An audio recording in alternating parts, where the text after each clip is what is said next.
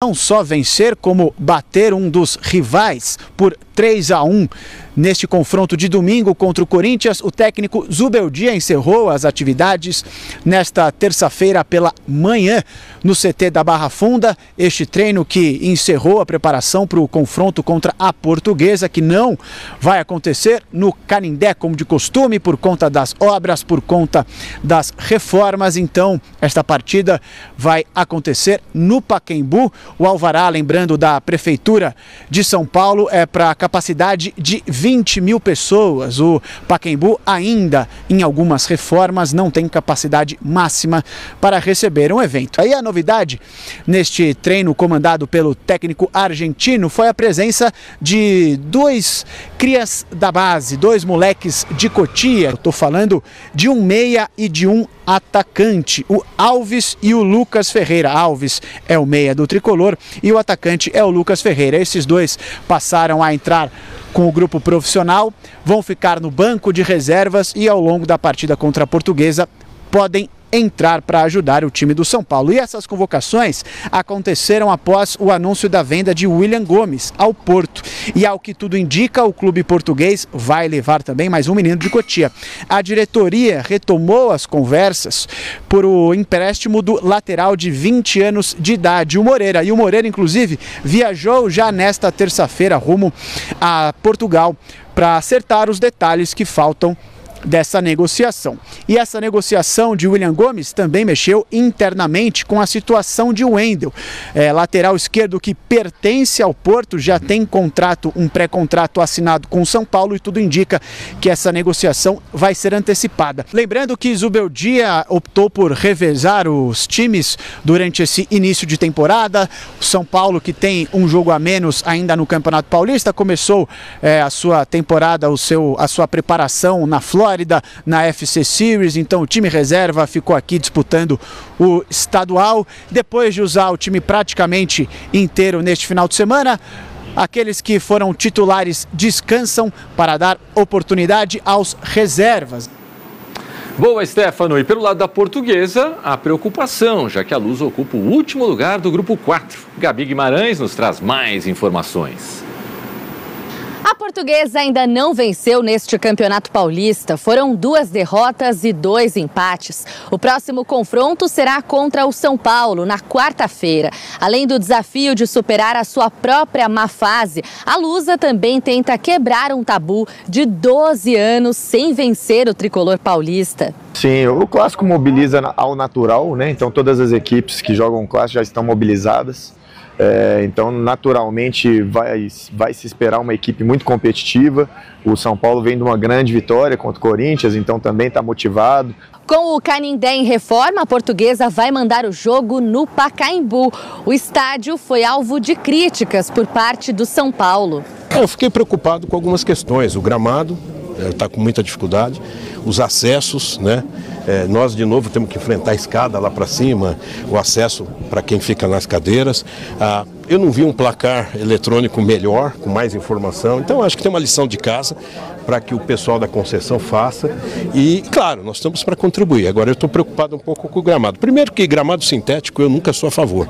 E eu achei ele ruim, fofo. E até para se adaptarem melhor às condições do gramado e à própria grama sintética, os jogadores da Lusa treinaram nesta terça-feira no estádio do Pacaembu. As novidades devem ser os retornos do atacante Maceió e do zagueiro Alex Nascimento, que cumpriram suspensão na última rodada do Campeonato Paulista e agora voltam a ficar à disposição do técnico Cauã de Almeida. A Lusa quer que a nova casa sirva como inspiração para quem sabe conquistar a primeira vitória neste Campeonato Paulista. A situação na tabela não é simples. A Portuguesa ocupa a última posição do Grupo B com apenas 2 pontos. E o São Paulo, hein? Numa tacada só, ganha do Corinthians sábado, ganha do Corinthians domingo. Chega a segunda, todo mundo. Cadê São Paulo, que loucura, pô, Lucas, como ele joga, Oscar, quarteto, tá tudo legal, acertamos. Agora vai, o Vestoni falou. Todo mundo agora, o São Paulo está sendo olhado com outros olhos. Não comparou o quarteto de São Paulo ao nosso quarteto, não falou? O quarteto de São Paulo com o nosso quarteto, e por aí vai, tá tudo lindo. Aí, segunda-feira começa, pim, William Gomes vendido.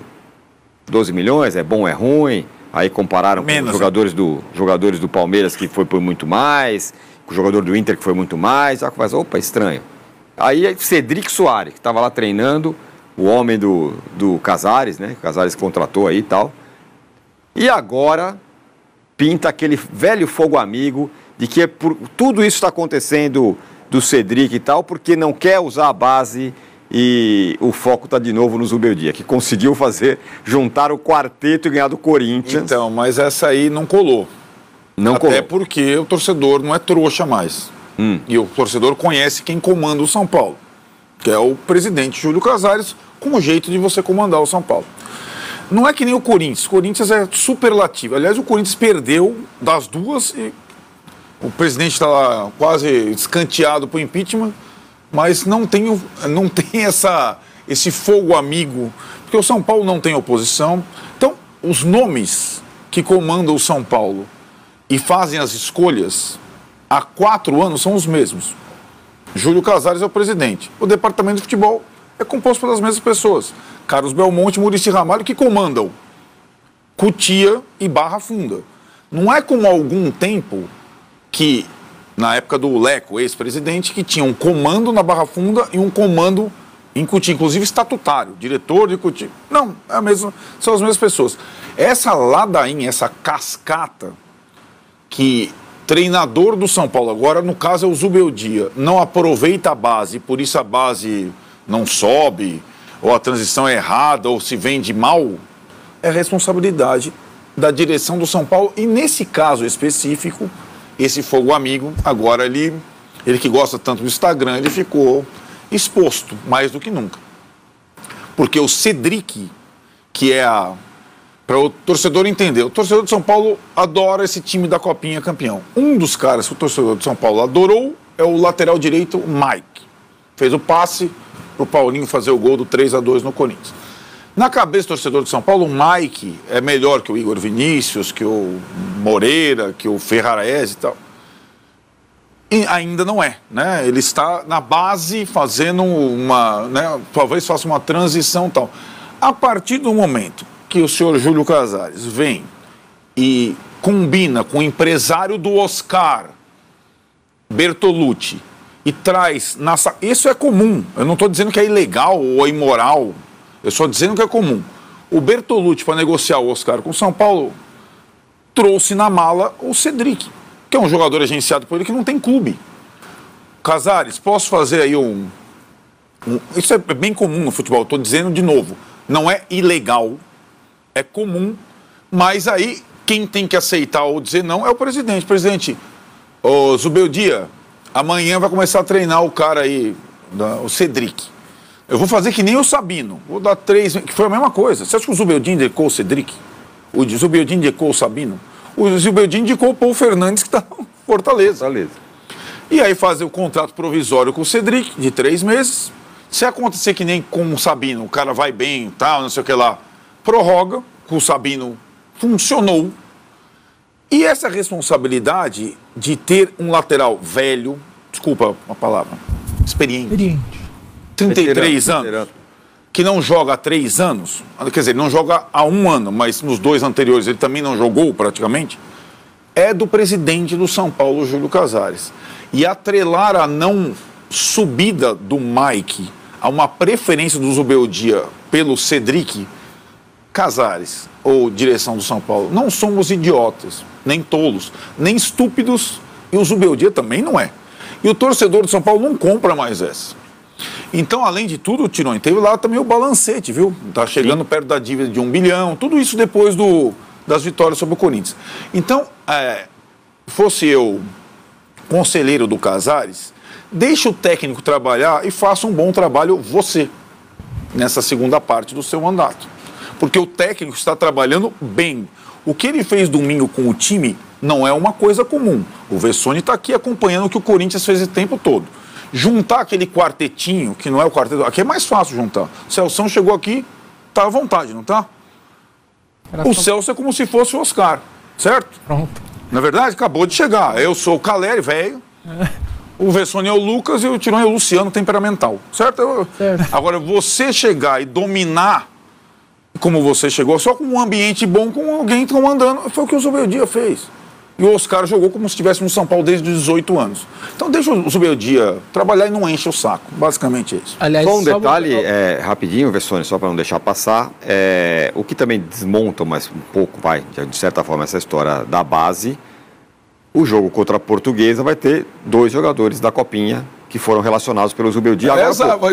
O Ferreira e o Alves. Claro. Eu não estou falando nem do Rian Francisco, que era o mais óbvio. O Ferreira e o Alves. Mas então, serão relacionados. O Zubeldia é tudo menos burro. Ele é o treinador mais inteligente e capaz que passou pelo São Paulo nos últimos tempos.